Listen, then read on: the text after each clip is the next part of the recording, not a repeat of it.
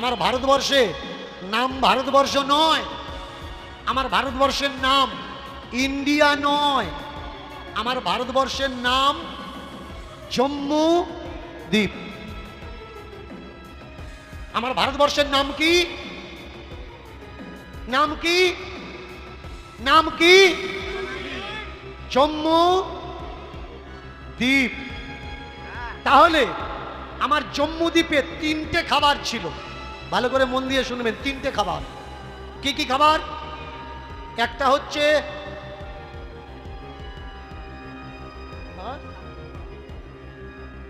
হলো রাজসিক, একটা হলো তামসিক, আর একটা হলো সাত্ত্বিক। রাজসিক খাবার কি? যারা মাটি কাটে, যারা যুদ্ধ করে, বলের কাজ করে, তারা রাজসিক খাবার খাবে। তারা যদি বলশক্তি প্রয়োগ খাবার না খায় তো তারা এই কাজ করতে পারবে না। তামসিক খাবার, বাড়িতে আত্মীয় বন্ধু বান্ধব এসেছে, তামসাপূর্ণ খাবার, টক ঝাল তিতো রসালো এসবগুলো তারা খাবে। এবার সাত্ত্বিক খাবার, সাত্ত্বিক খাবার কারা খাবে? বয়সটা যাদের 40 থেকে 45-এর উপরে গেছে, 50 থেকে 60-এর উপরে চলে গেছে, এবার তারা কাজকর্ম আর করছে না, ভারী কাজকর্ম করছে না। এখন ভারী কাজকর্ম করছে না, কিন্তু তারা যদি ভারী খাবার, রাজসিক খাবার, তামসিক খাবার তারা যদি খায় তাহলে তাদের যে ডাইজেস্টিভ সিস্টেম এটা খারাপ হয়ে যাবে। খাবার খাচ্ছে কিন্তু হজম করার মতো তারা কাজ করছে না। তাহলে হবে কি? হজম যখন সমস্যা হবে তখন বডিতে ইনসুলিন প্রবলেম আসবে, আর ইনসুলিন প্রবলেম এসে গেলে বাংলায় বলে মধুমেহ রোগ, আর বৈজ্ঞানিকের ভাষায় তাকে বলা হয় সুগার রোগ। সুগার রোগ আসছে কেন? তুমি খাবার খেয়েছো কিন্তু পরিশ্রম করনি, শুধু বসেছিলে, এর জন্যে তোমার বডিতে সুগার এসছে। তার জন্যে ডাক্তারখানায় গেলে ডাক্তার সর্বপ্রথমেই বলে দেয় খাওয়া দাওয়াটা বন্ধ করো, এক মুঠো একটা রুটি খাও, খেয়ে পরিশ্রম কিন্তু তুমি বেশি করো। আমার ভারতের যে নিয়ম, সেই নিয়মগুলো কিছু মানুষ পাল্টে দিয়েছে, দিয়ে আজকের গ্রামে গঞ্জে একটা বার প্রচণ্ডভাবে মাথা চাড়া দিয়েছে। একটা ব্রত চলছে, আপনাদের এদিকে হচ্ছে কিনা জানি না। একাদশী ব্রত রাখেন, পালন করেন, একাদশী করেন?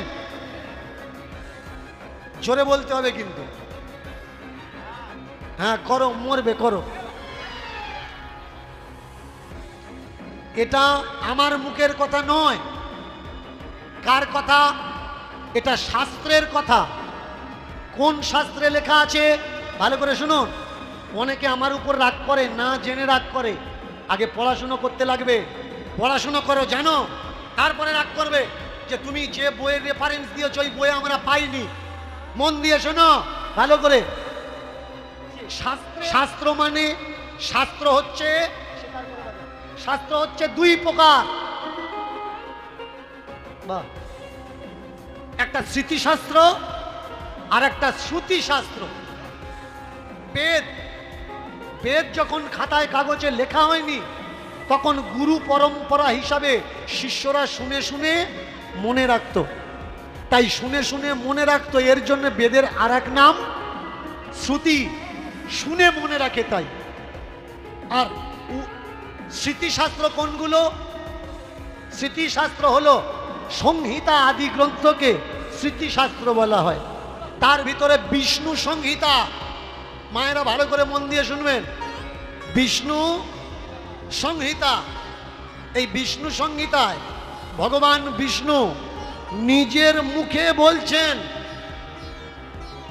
যে শোনো, স্বামী বেঁচে থাকতে যদি কোনো স্ত্রী অনাহারে মানে না খেয়ে কোনো ব্রত করে, মৃত্যুর পরে উভয়ে নরকগামী হবে।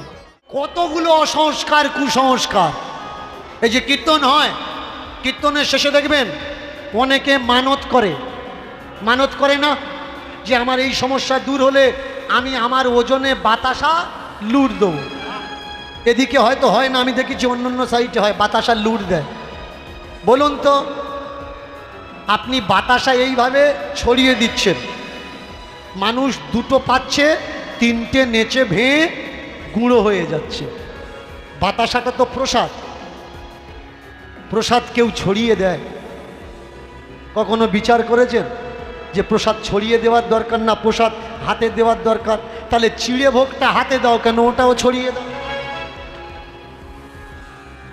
অনেকে বলে ছড়িয়ে কেন দেয়?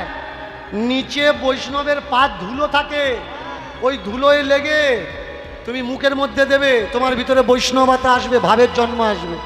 তা আজকের থেকে আর মালসা ভোগটার কারোর হাতে দিও না, ছড়িয়ে দিও।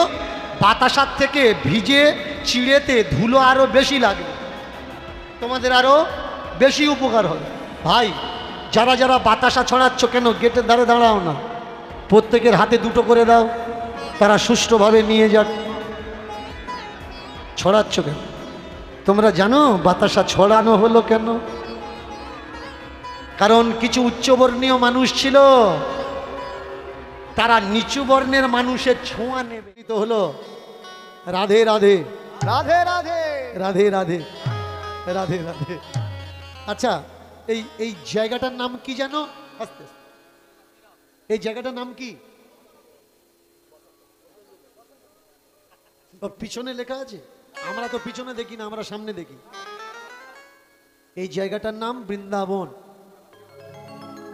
এখনো আপনারা বসন্তপুর থেকে বেরোতে পারেননি, তাহলে আমার সঙ্গে এত দূরের সফর করবেন কি করে? যেখানে যাব পিছনে পিছনে সেখানে যেতে হবে। গল্প মানে কি জানেন? গল্প মানে কল্পনার জগৎ, গল্প মানে স্বপ্নের জগৎ। যেমন দিদিমা, ঠাম্মা, ঠাকুর দাদা যদি গল্প বলে, কোনো নাতি নাতনি তারা যদি গল্প শোনে, সেই গল্পের পরিপ্রেক্ষিতে তার চিত্তপটে সেই ছবি তৈরি করে সে। ঠাকুরদা নাতিকে বলছে একটা রাজকুমার, নাতির মনে অটোমেটিক একটা রাজকুমারের ছবি চলে আসছে। তবে গল্প বলা আর গল্প শোনার সার্থক হয়।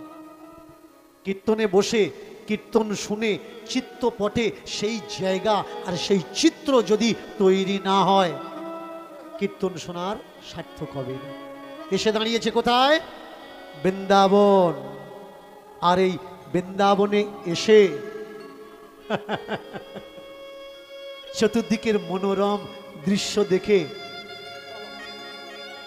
উঁচু উঁচু কোঠা, অট্টালিকা, আর কিছু মানুষ খালি গায়ে খালি পায়ে রাস্তায় ঘুরে বেড়াচ্ছে, রাধে রাধে রাধে রাধে। কিছু মানুষ গাছতলায় যাবেন, গিয়ে দেখবেন।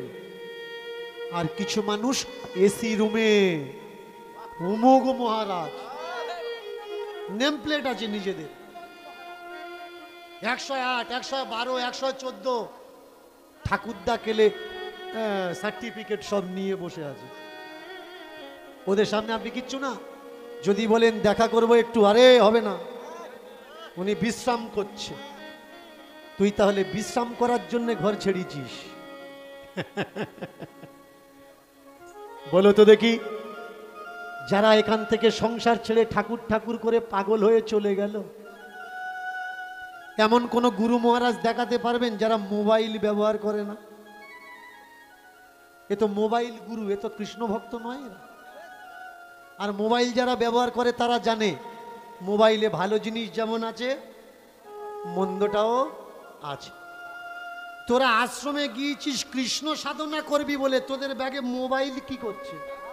সাধু হবি যদি পাত থেকে মাথা পর্যন্ত সাধু হ না, তবে তো বুঝবো তুই বাবাজি। তা না হলে কি করে মানব? জেনে নিন কে বাবাজি। যে অট্টালিকায় বসে আছে ও বাবাজি নয়, ও একজন ফর্জি জোচ্চোর চিটিংবাজ। বাবাজিকে যার কাছে অট্টো আর টালি নেই,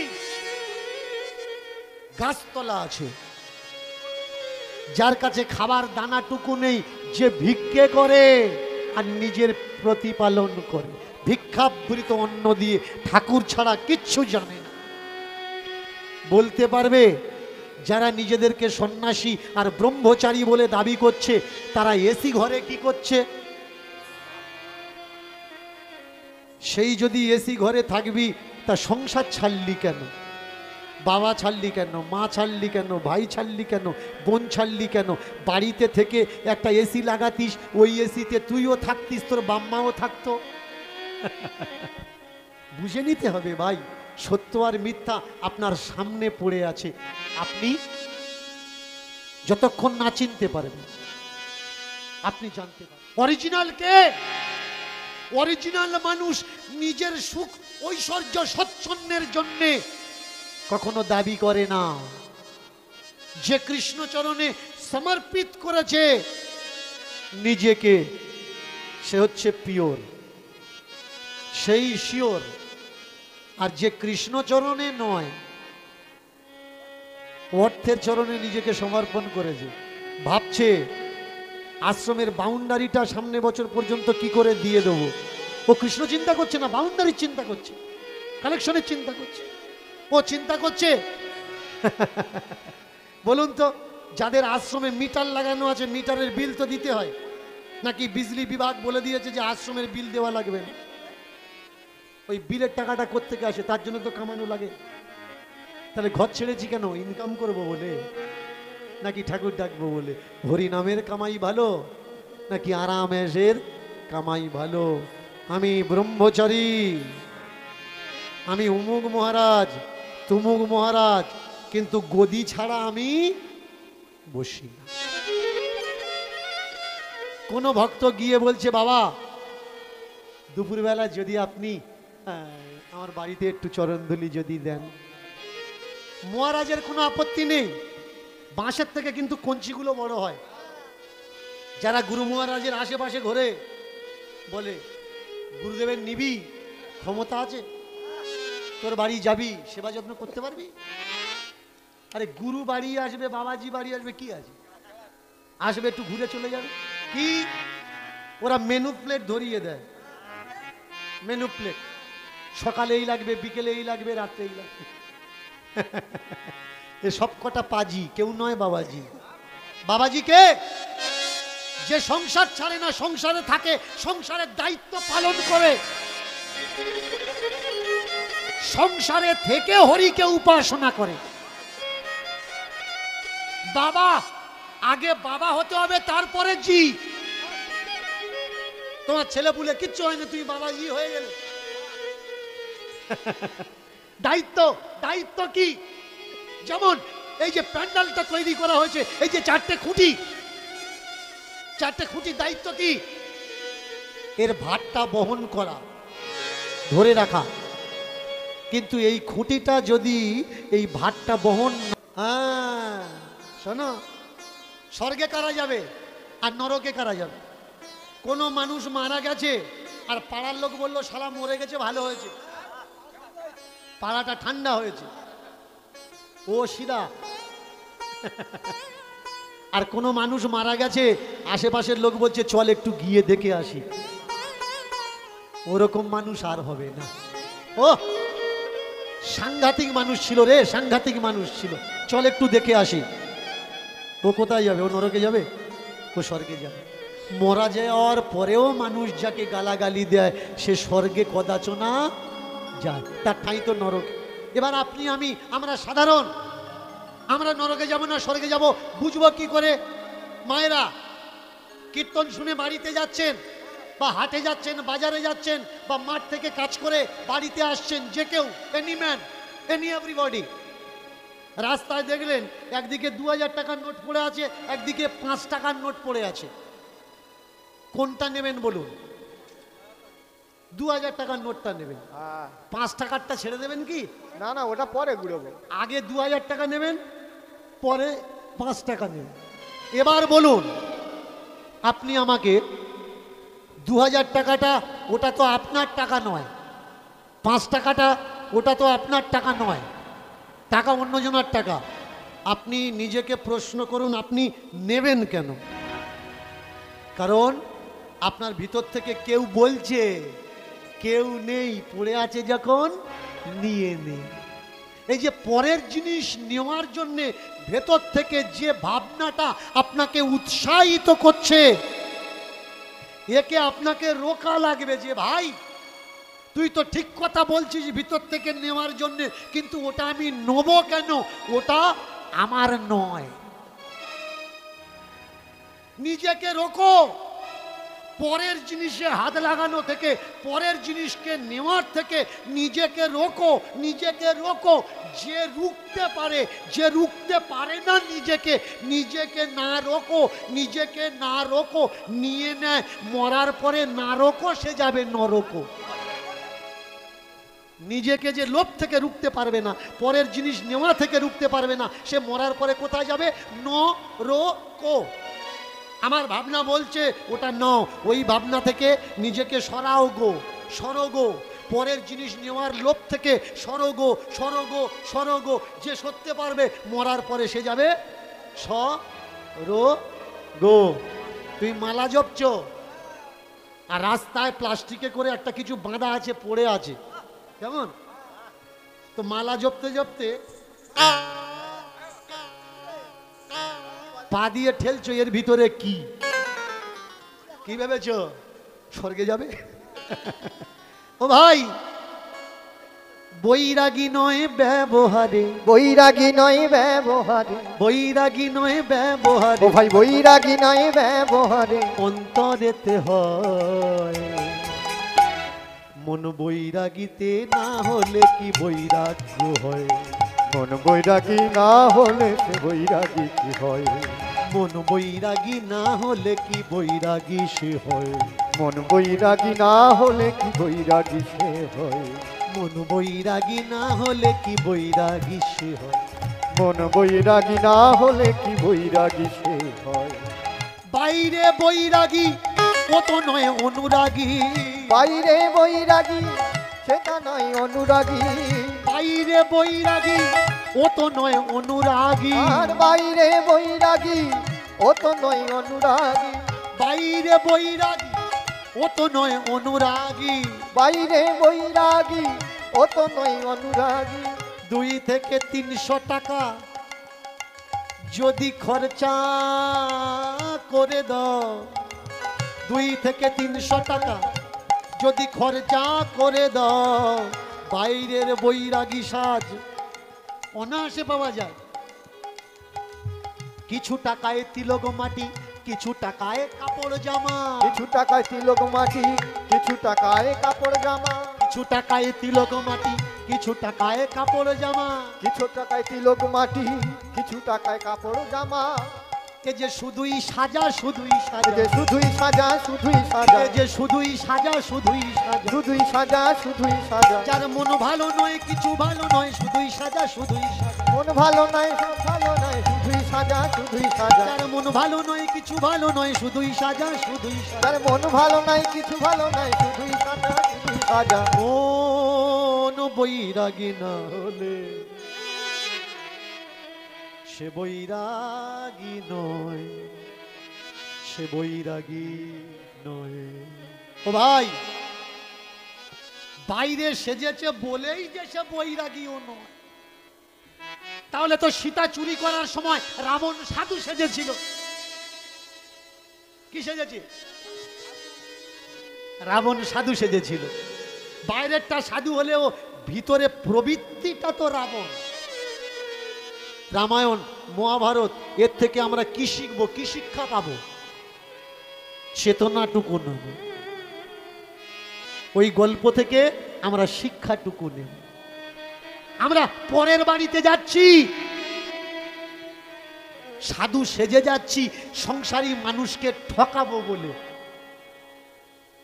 তার থেকে যেই সীতাটা নিয়ে নিলাম, সীতা এসে যেই ভিক্ষে দিতে এলো, শুধু ভিক্ষা নয়, সীতাকে ধরে নিয়ে রাবণ আমরা চলে আসলাম। কারোর উপরে এ দুনিয়ায় বিশ্বাস করা যাবে না। আগে বুঝতে হবে কে সাধু আর কে শয়তান, কে রাম আর কে রাবণ। এই বোঝাটা যদি না পারো, প্রত্যেকের সীতা কিন্তু হারাবে। সীতা লুট থেকে আমরা এই শিক্ষা নেব, আমাদের ঘরের সীতাকে যেন অন্য কোনো রাবণ লুট করে না নিয়ে যেত। কিন্তু সেই শিক্ষা থেকে আমরা শিক্ষা বিরত থাকছি। ছোট্ট ছেলে হরিপাল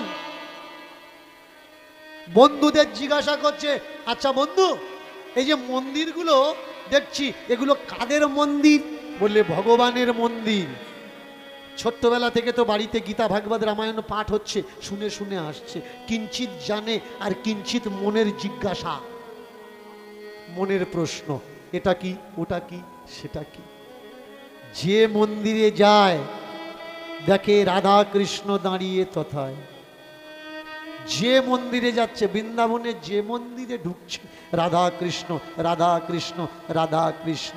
এবার ছোট্ট ছেলেটা জিজ্ঞাসা করছে, ও ভাই, কৃষ্ণকে তো চিনলাম, তিনি কৃষ্ণ, তা ওই ওর পাশে যে মেয়ে ছেলেটা দাঁড়িয়ে আছে ওটা কেরা? ওটা কে? বলে ওটা রাধা। ও ওর বউ? বলে না না, ওর বউ না, ওর মামি। তা ওর মামি তা ওর পাশে কি করছে? ওর মামা কই? বলে না না, ও গত জন্মের স্ত্রী, এ জন্মে এক ভক্তকে দান করে দিয়েছে, ভক্তের সাধনায় সন্তুষ্ট হয়ে ভক্তকে দান করে দিয়েছে। বলে ও আচ্ছা আচ্ছা আচ্ছা। কেউ যদি বাড়িতে আসে আর কাউকে যদি তাকে যদি দেওয়া হয় দুধ দই ক্ষীর মাখন ছানা মিষ্টি যদি দেওয়া হয়, সে তো দেখে খুশি হবে যে আমাকে এত কিছু দেওয়া হয়েছে।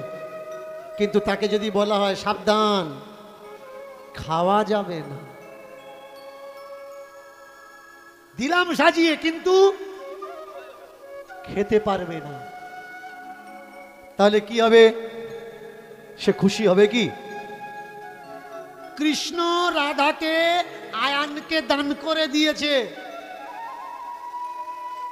শুধু নামে দান, স্বামীর অধিকার বা স্ত্রীর অধিকার প্রদান ওই দুটি নয়। বলে ও শোনো শোনো,